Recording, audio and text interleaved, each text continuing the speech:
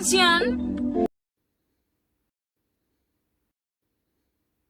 The Chinese Communist Party's policy towards the Uyghurs is a simple one: the complete assimilation of the Uyghur population into the Han Chinese population by violently erasing everything that makes them Uyghur.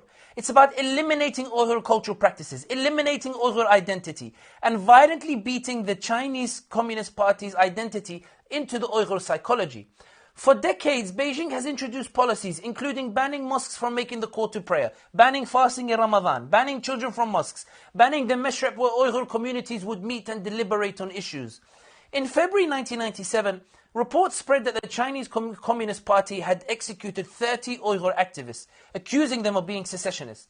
Thousands of Uyghurs took to the streets in Gulja to protest. Now remember, Gulja is the city where the East Turkestan Republic was declared in 1944. So it's a city that Beijing is particularly sensitive to when it comes to political activity. The Chinese Communist Party responded by sending in heavily armed police equipped with water cannons, live ammunition and dogs.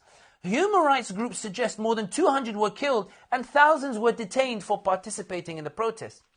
Beijing insists that it's fighting separatism in Xinjiang and believes Uyghur culture is a mechanism through which separatism is being pushed.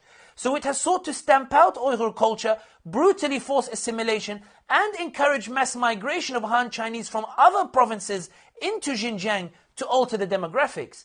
Yet instead of quashing calls for independence, China's policies have only reinforced the resolve of Uyghurs. And now Beijing has a new problem: growing international attention to the Uyghurs.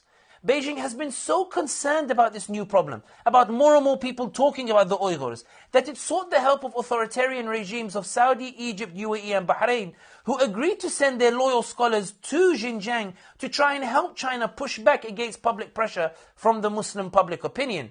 In other words, the tweets, retweets, shares, likes, the discussions on the Uyghurs and their plight have made China so uncomfortable that it's taking proactive steps to push back against the growing public pressure. Sometimes people say talking does nothing to further a cause, but here, Beijing thinks otherwise.